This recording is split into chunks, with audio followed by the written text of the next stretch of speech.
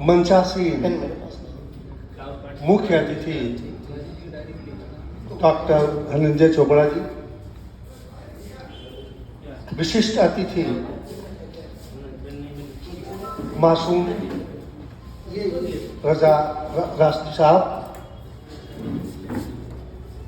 गुफ्तगू के संयोजक, संचालक, अध्यक्ष, जो भी कह लीजिए, सबको प्रेरणा देने वाले इम्तियाज गाजी जी, और बहुत समर्पित सदस्य गुफ्तगू के नरेश महारानी जी, शिवाजी यादव जी, और सबका नाम मैं नहीं ले रहा हूँ। सामने बैठे सभी महानुभाव और नारी शक्ति, सबको मैं नमन करता हूँ। आज मंजुलता नागेश जी की इस पुस्तक का विमोचन हुआ। जैसा कि उन्होंने बताया पहले भी हो चुका है, लेकिन आज विशेष अवसर, और सबसे विशेषता तो इस कार्यक्रम की ये है कि जो कवयित्री है उसको जन्म देने वाली उसकी माँ भी सामने बैठी है। उसने एक कविता का निर्माण किया। मैं नहीं कह रहा हूँ, माधवी जी ने कहा है जी कि हर व्यक्ति एक कविता होता है। बिल्कुल। तो उन्होंने कविता का निर्माण किया मंजुलता को, और मंजुलता ने हम लोगों के सामने अपनी कविता प्रस्तुत की, रखी। देखिए, किसी भी कविता का जब प्रणयन होता है या काव्य संग्रह का प्रणयन होता है तो उसका सुख तो वैसे ही होता है जैसे माँ, जैसे जब कोई बच्चा जन्मती है उतना ही सुख उसको मिलता है। लेकिन 10-12 दिन या और जितना दिन होता होगा, उसके बाद जब बच्चे को बाहर निकाला जाता है, घर के बाहर, तो वो सुख मिलता है जब पुस्तक का लोकार्पण होता है, विमोचन होता है। वाह वाह!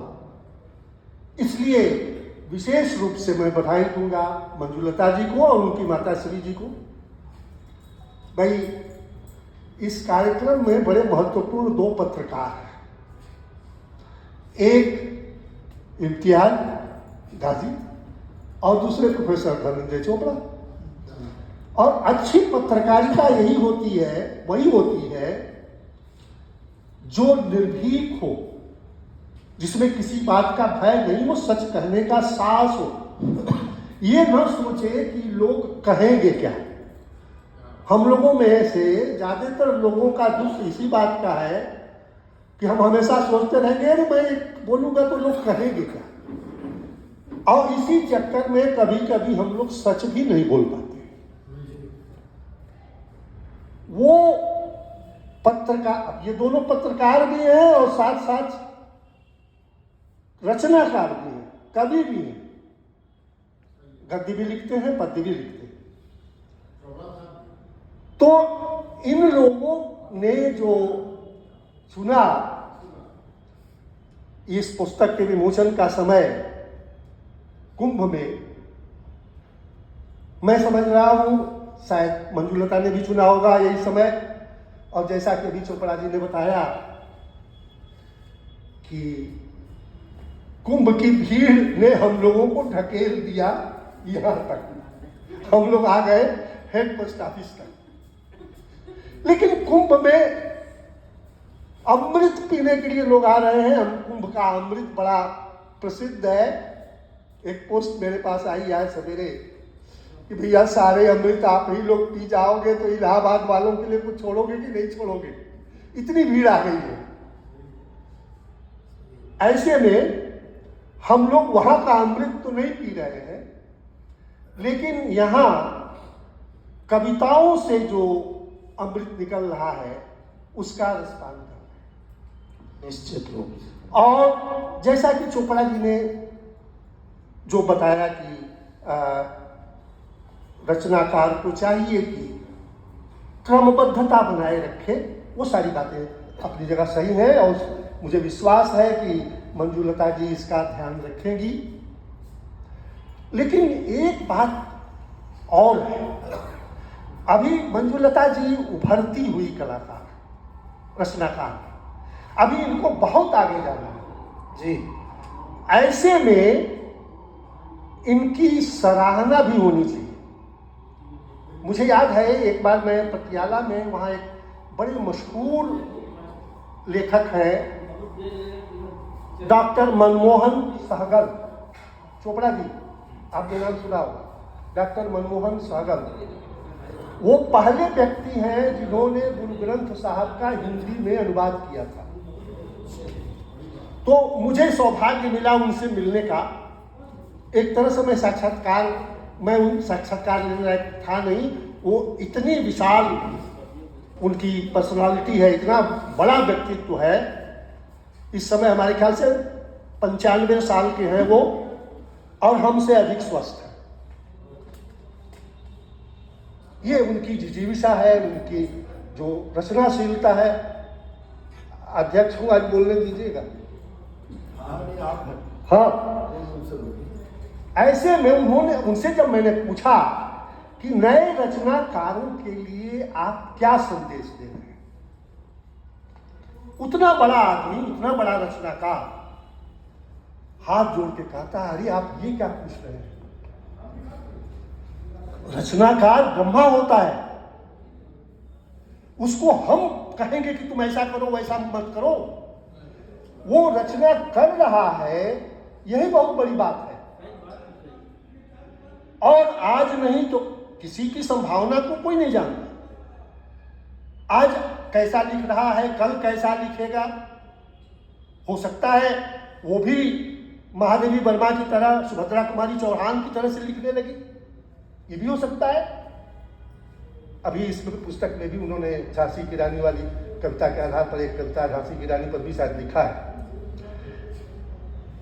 असल में इनकी जो सबसे बड़ी विशेषता है मंजुलता जी की, बहुत सरल है। और आप जानते हैं सरल होना कितना कठिन है। बिल्कुल, हर व्यक्ति सहज सरल नहीं हो सकता। हम ज्यादातर अपनी बुद्धि का, अपनी उसको चालाकी कहूं तो अतिशयोक्ति नहीं होगी, उसका भी प्रयोग करते हैं। लेकिन एक रचनाकार जो होता है, जब तक उसका हृदय पक्ष नहीं प्रबल होता है, जब तक उसका हृदय निर्मल नहीं होता है, जब तक जो उसके अंदर है वही उसके बाहर नहीं होता है, तब तक उसकी रचनाओं में वह शक्ति नहीं आ पाती जी। और मुझे पूरा विश्वास है कि मंजुलता जी इसी सरलता के साथ रचना करती रहेंगी। हम लोग थोड़ा बहुत जो लिखते हैं, पढ़ते हैं, कई बार दिमाग में आता है कि अरे ये लिखूंगा, ये उचित नहीं। उन्होंने काव्य संग्रह में देवी के सारे रूपों का भी वर्णन किया, जो कि स्त्रियों का एक स्वाभाविक गुण है। मैं अगर ये कहूं तो शायद आप लोग वो इस बात से असहमत नहीं होंगे कि अगर पूरी दुनिया में सच्चाई टिकी हुई है, अच्छाई टिकी हुई है, तो वो महिलाओं की वजह से। किसी भी घर में, जिस घर में महिला अगर अच्छी नहीं है, गृहिणी अच्छी नहीं है, तो उस घर को नरक बनने में समय नहीं लगता है। और अगर महिला अच्छी है तो वह घर स्वर्ग बन जाता है।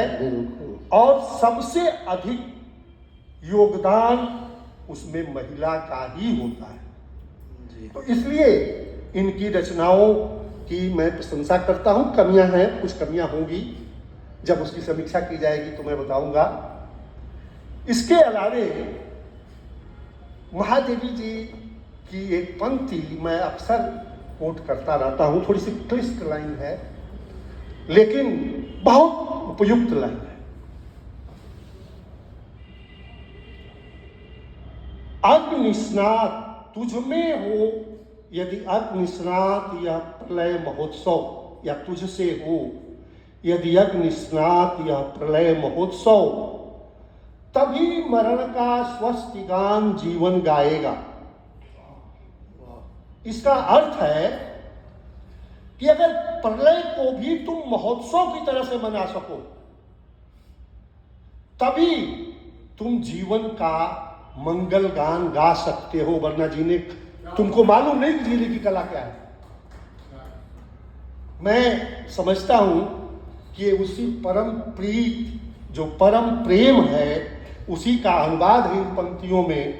जो संसार से प्रेम करेगा, परमात्मा से प्रेम करेगा, वो प्राणी मात्र से प्रेम करेगा, उसको कण कण में हर व्यक्ति को जब देखेगा तो उसको कहेगा कि ये भी तो उसी परमात्मा की कृति है, हम इससे नफरत क्यों करें। जिसके हृदय में ऐसा प्रेम उद्भासित हो जाएगा, उद्भूत हो जाएगा, ऐसा व्यक्ति जो भी रचना करेगा वो मंगलकारी रचना होगी। मैं जो बता रहा था, जिसका अनुवाद है, सबको पता है, मुझे बताने की जरूरत नहीं है। ये इश्क नहीं आसान, बस इतना समझ लीजिए, ये आग का दरिया है और डूब के जाना है। यही प्रलय महोत्सव है। प्रलय में क्या होता है, सब कुछ नष्ट हो जाता है, और आग का दरिया है, उसमें भी बचने की कोई उम्मीद है क्या? यानी जो घर फूके आपनो चले हमारे साथ, कबीर ने कहा जी। क्या कह रहे हैं? प्रलय की जरूरत नहीं, इसको तो वो नष्ट हो जाता है। ऐसा है। मैं जो बता रहा था कि मंजुलता नागेश जी अभी आरंभिक दौर की कवयित्री हैं, हालांकि इनको बहुत पुरस्कार भी मिल चुके हैं। मैंने बहुत, चूंकि अब उम्र काफी हो गई है, एक देवयानी कवयित्री है यहाँ। आज से 40 साल पहले जब मैं उनसे पहली बार मिला था, तो चूंकि बंगाली महिला थी, उनको हिंदी में लिखने नहीं आता। हाँ अभी है नहीं, मतलब हाँ नहीं, ये कह रहा हूँ, उस समय की बात कर रहा हूँ। 40 साल पहले उनको हिंदी में लिखने नहीं आता था, और धीरे धीरे प्रयास करके वो महिला आज इतनी सुंदर कविताएं, इतनी अच्छी गजलें लिखती हैं कि आप पढ़ के ताजुब करें। तो ये किसी के साथ, कई लोगों, आप देखे होंगे, जो आपने तो देखा होगा, कई अपने साथ की कई कवयित्रियों को, जो नई कवयित्रियां हैं, आरंभ में उनकी क्या स्थिति थी, आज कितनी आगे निकल गई हैं। तो ये कोई मायने नहीं रखता कि हम अभी किस स्तर पर हैं। बहुआयामी व्यक्तित्व की धनी हैं हमारी मंजुलता जी, और मैं आशा करता हूँ कि ये निरंतर इसी तरह से सृजन कार्य में जुटी रहेगी और बहुत अच्छी अच्छी कविताएं लिखेंगी। और पिता, जैसा कि इम्तियाज भाई ने कहा, कि ये कहने में मुझे कोई संकोच नहीं है कि इनकी कविताएं इनके पिताजी की कविताओं से भी अच्छी हैं। हो सकता है भाई, उन्होंने तो केवल थोड़ा सा अपना आशीर्वाद दे दिया, और उसको पुष्पित पल्लवित करने का काम मंजुलता जी कर रही हैं। इसके लिए इनको बहुत बहुत बधाई। मैं पूरी टीम को, गुफ्तगू टीम को, यहाँ भाई आप देखिए ना, वो बैठे हैं, वो बहुत ज़्यादा PhD डॉक्टरेट नहीं किए, लेकिन मुझे विश्वास है कि हम लोगों से अधिक उनको शेरो शायरी आती है, उनको हम लोगों से अधिक गजलें याद हैं। ये सब प्रभु की देन है, जैसा कि इम्तियाज भाई ने कहा कि ईश्वर प्रदत्त है, प्राकृतिक है, पूरी तरह से अपने अंदर से निकलता है, और वो निकला है मंजुलता जी के अंदर से।